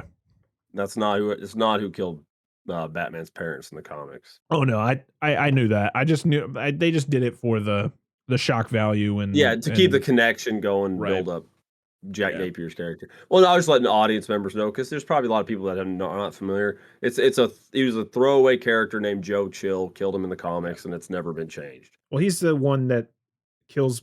He's the one from Batman Begins. They use Joe Chill in Batman Begins as well. Oh, dude, I don't remember. It's been forever since I've seen Batman Begins. But I'm just saying, like, in the comics, like, it's never been retconned to my knowledge. It's always been Joe Chill is the dude that killed his parents. And nothing ever came of him. He was like, he killed his parents and that's it. There wasn't like he never became like a super villain or nothing. He just killed Batman's parents. Not very chill. Not at all. Shooting people in alleyways. I mean, he's got to make cold puns. Mm-hmm. No, he does not need to make fucking cold puns or snow puns. Can't wait for Batman and Robin.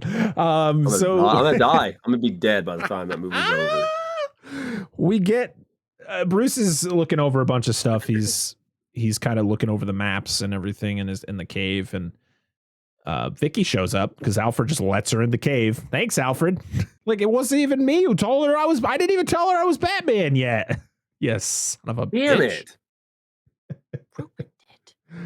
But it's pretty much just he's trying to get the relationship going. He's trying to he wants Bruce to be happy, and of course Bruce isn't happy because of he's got to avenge his parents and protect Gotham City. And he pretty much tells Vicki though, like, we can't do this. I can't focus on this relationship until the Joker is off the streets.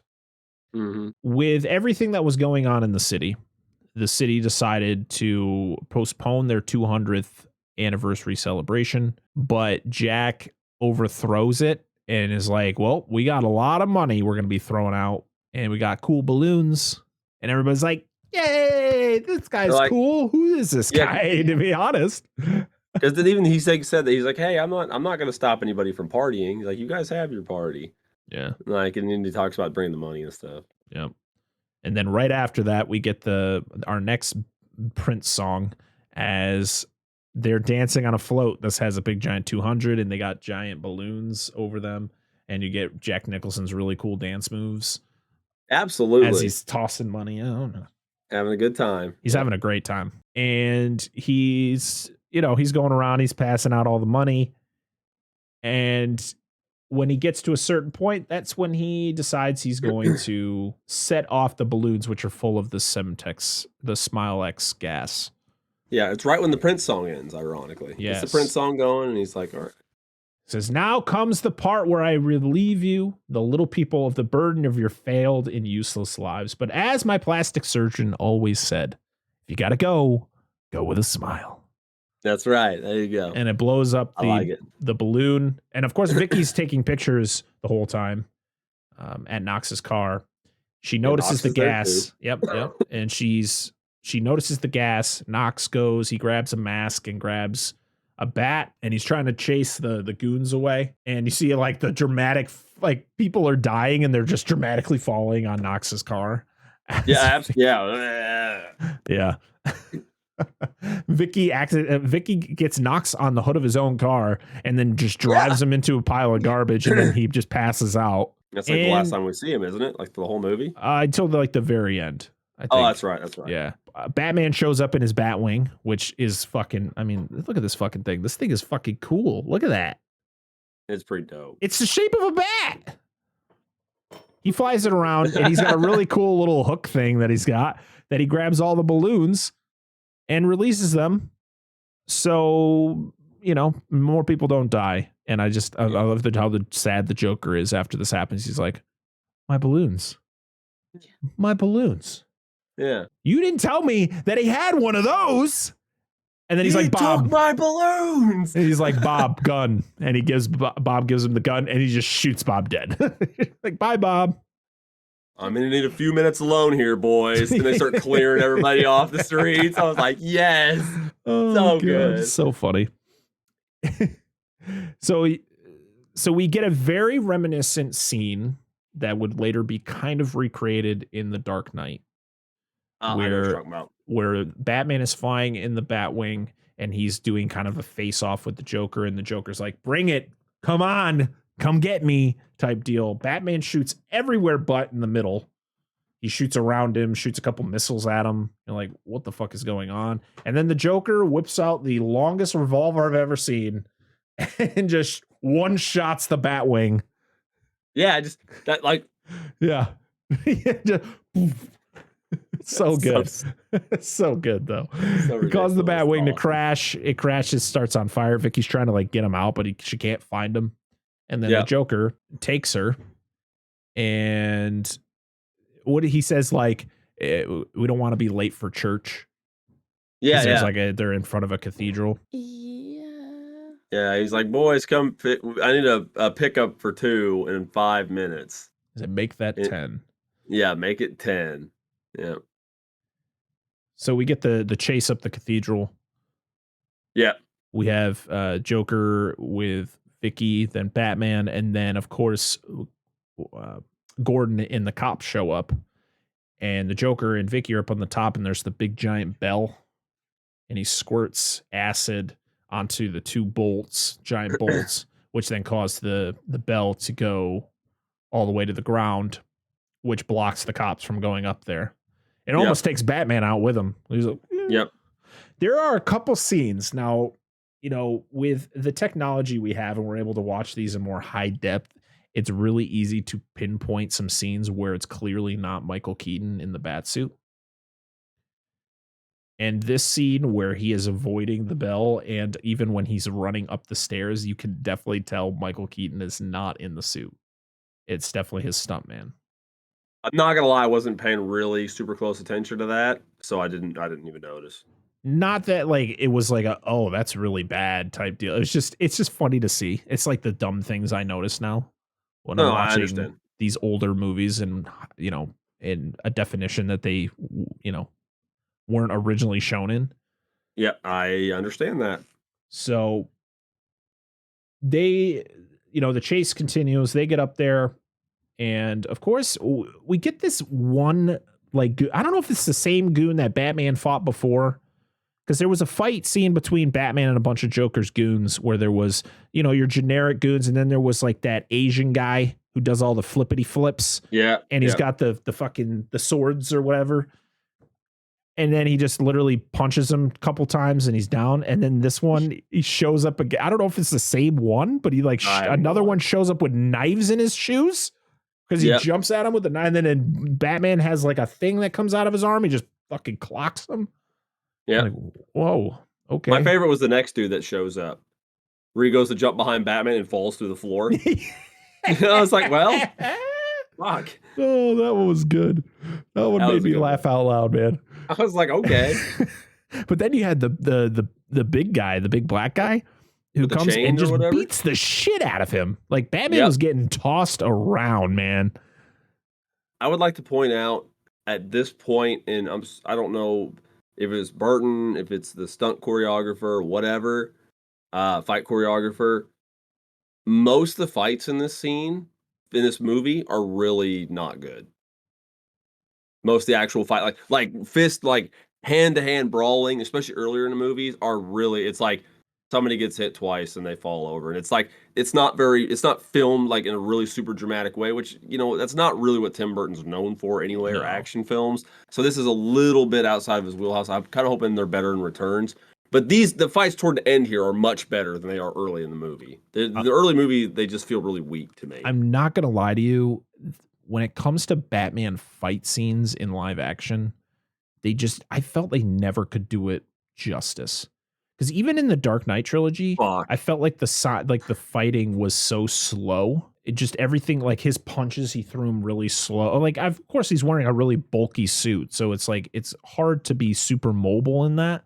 But when you watch like the animated series, and the way that, of course, it's a cartoon, but the way that Batman would fight in that, it's a lot faster because they could draw it that way. They could animate it that way. But to be honest, and people can hate me all they want for saying this, but the best Batman fight scene in a live action movie for me, I mean, I haven't seen the Batman yet, so I don't know if like there are going to be good ones in that, which I hope so, is Batman v Superman, the warehouse scene where Affleck just fucks up everybody. It's awesome. It's one of the best Batman fights, like of him just taking out a bunch of fucking goons I've ever seen.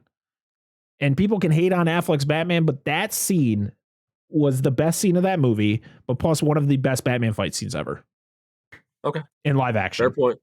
I mean, and I know, see what I think of when I think of these, because of course I do think of the animated ones, but then I think of like restricting the suits they have, but like martial art films.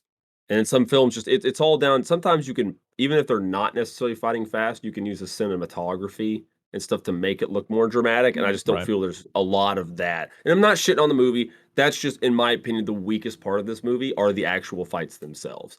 And this is really like one of the earlier, not counting the Superman movies, the earlier big budget Hollywood superhero movies. So that wasn't like a real formula for it. And again, this is not really Burton's wheelhouse, as I just said.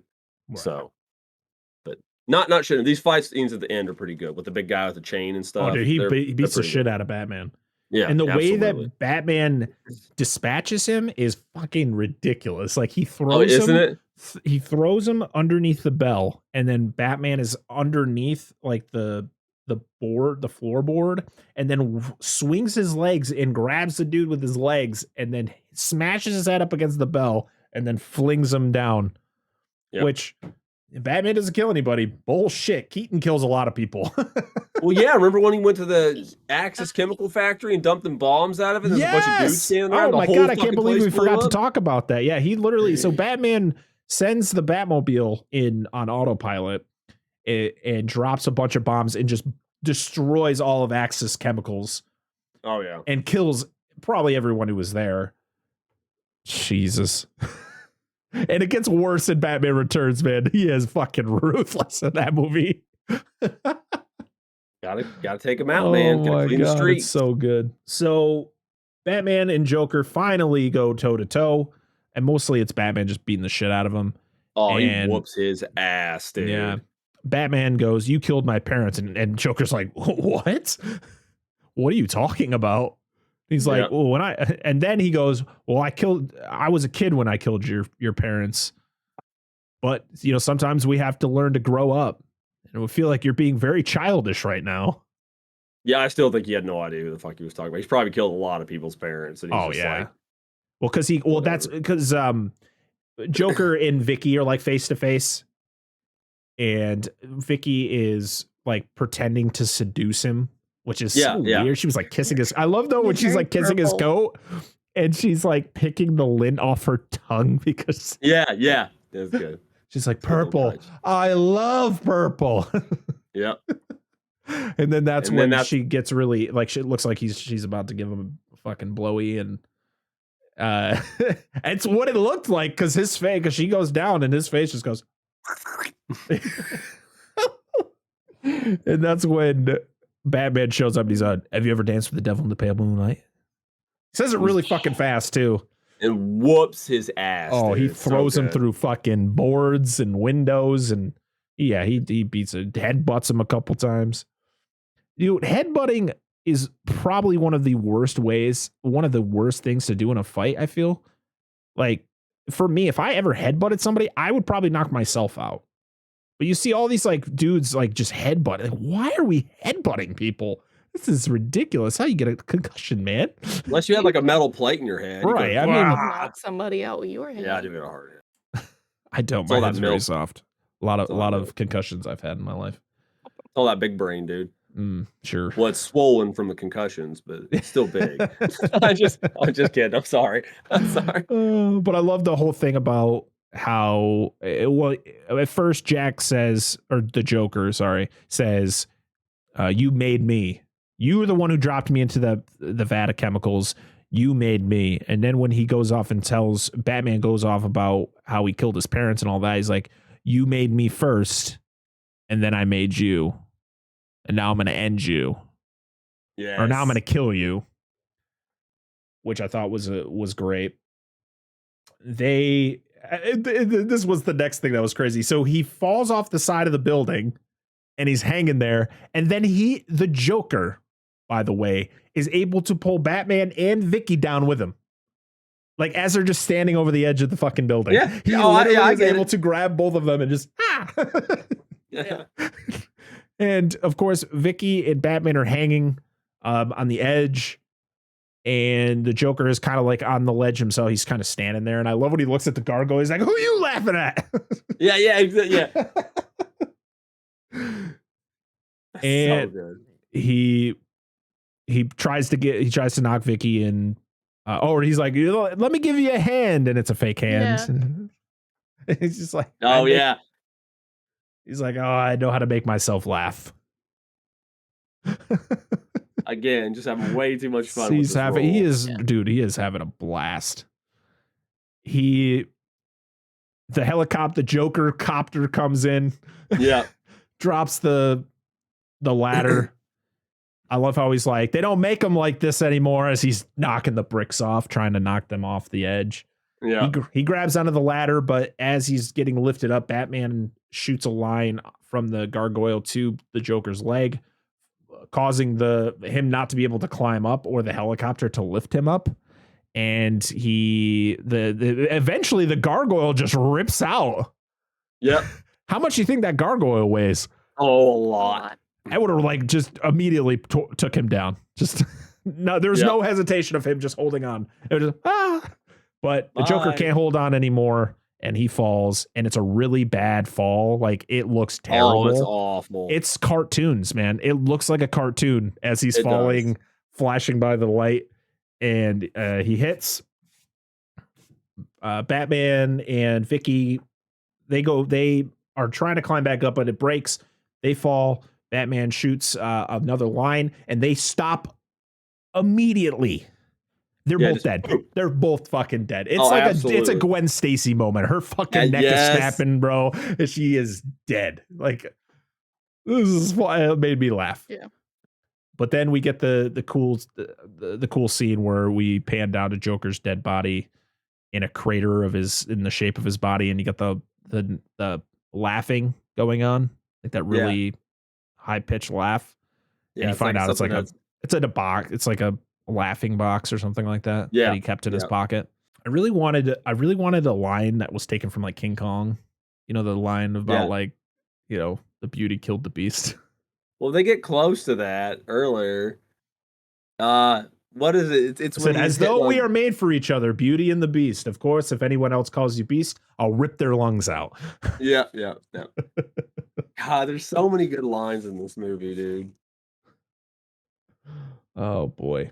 I know you don't like it, dear, but it's a good movie. Oh, one of my favorites and one of the creepiest things.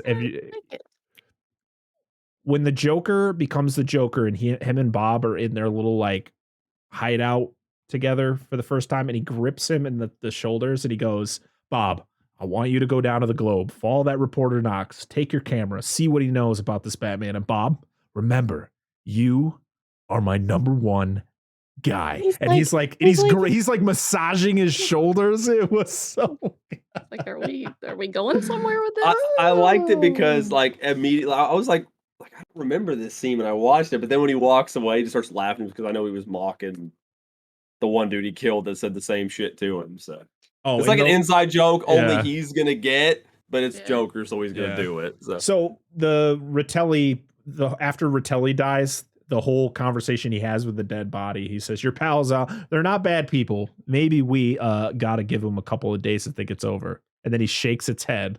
He goes, no, I grease him now. Well, okay, you are a vicious bastard, Ritelli, and I'm glad you're dead.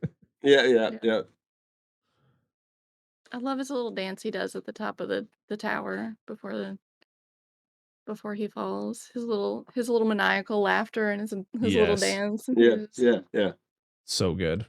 Who do you trust? Hubba hubba hubba. Money. Who do you trust? Me? I'm giving away free money. And where's the Batman? He's at home washing his tights. So yeah, the movie ends with we see Batman or the Joker's body.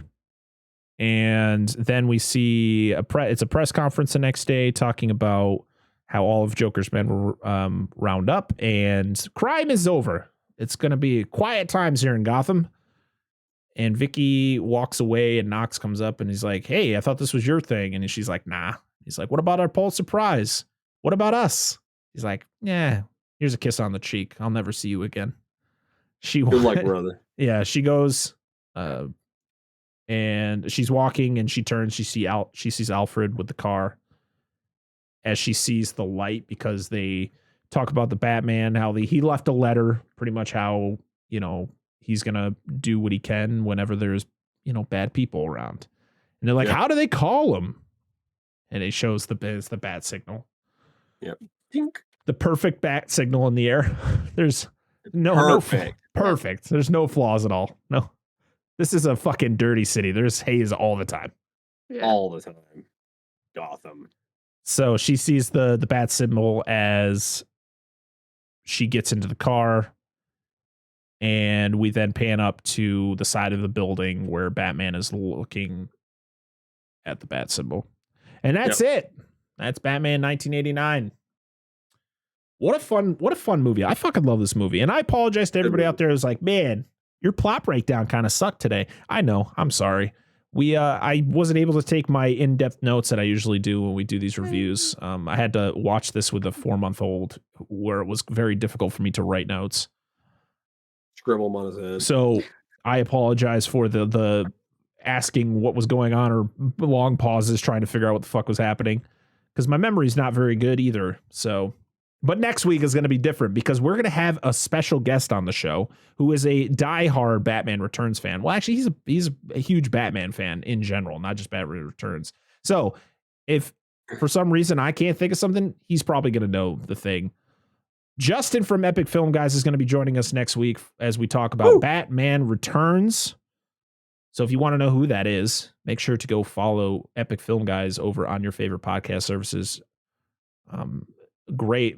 They just did a review on Texas Chainsaw Massacre, which we also have a review, which will be up on the channel when you hear this, when you hear or watch this video. Yep. Also, when this video comes out, the Batman will be out, meaning we're going to be doing a fresh cut of the Batman at some point. It's not going to be within the first couple of days of the movie being out because it's all about when all of us will be able to see the movie and then sit down and talk about it because work in life. That's how it goes. But we will be doing our weekly Batman reviews. We record them on time where we all are available. So you guys will be getting your weekly videos, but the Batman fresh cut might not be for a couple weeks after the movie comes out. We're also going to be doing a fresh cut on Uncharted because they just saw Uncharted, and I saw Uncharted, last week. So we're going to be doing a Uncharted fresh cut at some point, and we'll get that to you guys as quickly as possible. I don't want to get out of date because I don't want to, say something and then it doesn't happen. But yeah, this was a lot of fun. Batman is definitely a movie I watch a few times a year because it's just such a good movie. It's a great movie you can just kind of put on, even if you don't really pay attention to the whole thing. It's always good to have in the background. Or, Jack Nicholson's performance is just so good. I mean, most of the time I watch it just for him, even though I love Michael Keaton. I love his Batman. Jack Nicholson is the reason this movie is so fucking good. Yeah, I agree. But he's always chewing at the scenery. Oh, so he's great. But next week it is Batman Returns, which is another one. It's Tim Burton's second go around with the Batman franchise. Michael Keaton's back as Batman, but we got some new faces, and I am very excited to talk about it because it's another one that's, I mean, to be honest, when it comes to the 90s Batman movies, the Burton Batmans are always going to be my favorites, but, and then Batman Forever is an enjoyable movie, but boy, it's going to be fun in a few weeks when we talk about one of the worst movies ever made. But. Okay. Yeah. Yeah.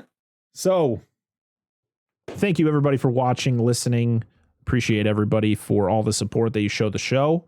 Make sure if you want merch, we have merch over at TeePublic. Make sure to click on the link we'll have in the description. We have t-shirts, sweatshirts, all that fun stuff. And again, thank you so much for 300 subscribers on YouTube.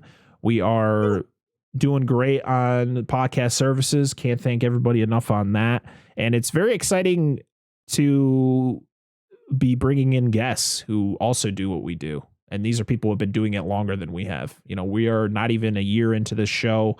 And to be able to get people who have been doing it for, I think Epic Film Guys, they've been around since like 2014. So they've been doing this quite a while. They are good at this. Well, we're still learning. Yes. So it's going to be fun to bring on some guests and have them outshine us on our own show. It's going to be great. Oh, I'm gonna run that fucker. I don't care. All right, I'm gonna tell him. I'm gonna say, take it over, baby. I'm out this week. Just leave it for him. Yeah. So thank you very much for everything. I'm very excited for the rest of these films and talking about them. And make sure to like, comment, and subscribe on the video and the channel. Leave us comments on what we might have missed. Yell at us if we got anything wrong. And I always tell people, if you want a recommendation on, like, you want to give a recommendation on a movie or a series that you would like us to cover in the future, please just leave them in the YouTube comments, because it's just easier. Because I read all the YouTube comments and I try to comment on all of them, because sometimes there's none or sometimes there's a few, but it's how we determine what we want to do next. Because we want to listen to you guys, because you're the ones that are listening to the show, watching the show. We want your, input on what we do. So leave comments on the videos, please. All of them. Even if you want to say, oh, Angela's hair is really pretty. I like the color of her hair. That's awesome. Leave that comment. All right. If you say, Dan, his face is so adorable, I just want to squish his cheeks. Yeah, ain't nobody. Leave that comment too. I want to. If you're looking at him, it's like, if you look at the video and say, Brett, never wear that fucking Batman onesie again, you fat fuck. Tell me then too. I will gladly not wear it anymore. Actually, I probably would, just to spite you all, you fuckers. Do it. So yes, we will see you all next week. Thank you so much. Batman Returns. Watch it. Create your own opinions. That's what we always say when it comes to these movie reviews. These are our opinions. So make your own. All right. We'll see you all next week. I am Brett Parker. That is DNA Gaming. You want to follow us on any of our socials? They're down in the box down there. All right. You all have a great week. Watch Jurassic Park 3. Wait. I keep forgetting to do our outro. Rip. I am Brett Parker. That is DNA Gaming. We are Dissect That Film, and this has been the Dissect That Film podcast, episode 44. We'll see y'all next week. Goodbye. Jurassic Park 3.